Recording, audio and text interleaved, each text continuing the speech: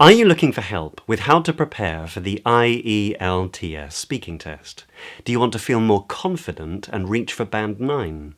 Even if you just want to improve your English pronunciation, in this video, these are exactly the things I'm going to help you to do.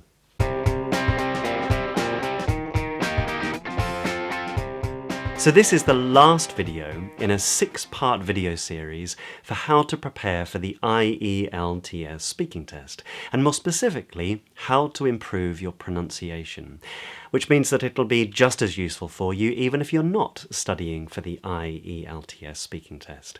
Now in the last video, we focused on linking sounds, and if you haven't seen that video, then click right here and it'll take you to that video, and I'll wait right here while you catch up. But if you have seen that video, you'll know that this video is about intonation.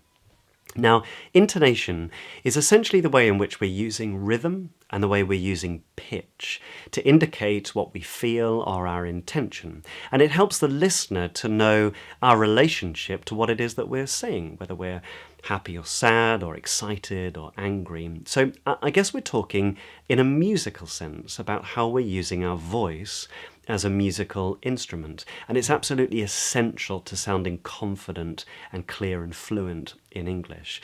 Now, there are many ways in which we use rhythm and pitch, but we're going to focus on pitch because I think that'll have the most impact.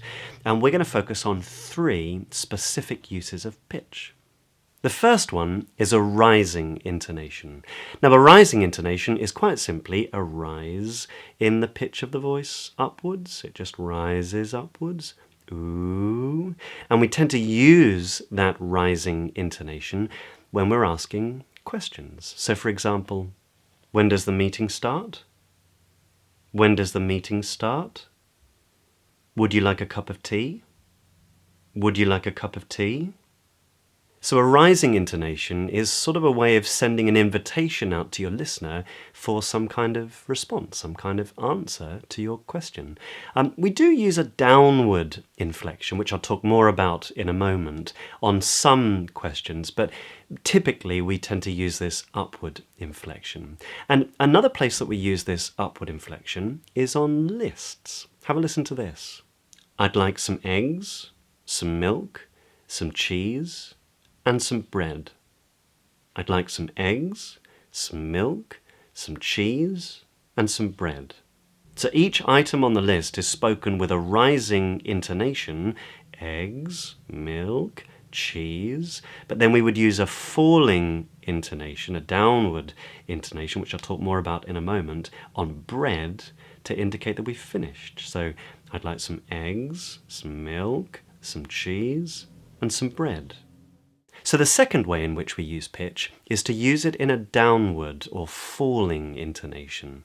And I mentioned it a moment ago with the word bread at the end of the list. It's a downward glide in the voice. So a rising inflection is ooh, and a downward or falling inflection or falling intonation is ooh.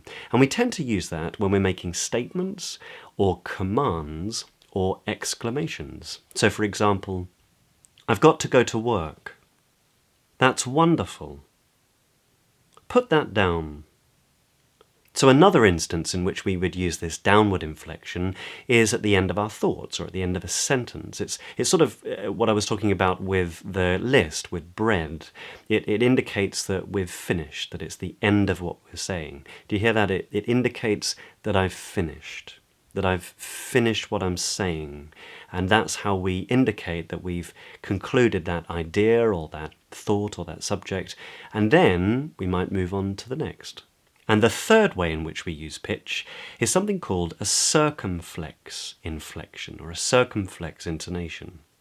Now you don't need to remember that name. Essentially, it's the way that the pitch of our voice rises, falls, and rises again. It rises, falls, and rises again. That's a circumflex inflection. And we use it all the time in English, especially British English. And it's the way in which we indicate to the listener that we haven't quite finished what we're saying yet. So we typically use it on the last word of each phrase. And in one of the other videos, I talked about tone units.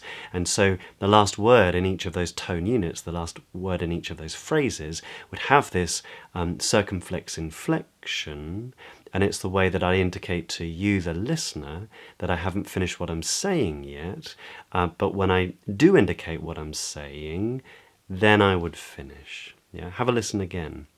So it's the way that I would say that I'm in the middle of my sentence and I don't want you to interrupt me yet because I've got more to say about this subject, but when I have finished what I'm saying, I'll finish and I'll use a downward inflection.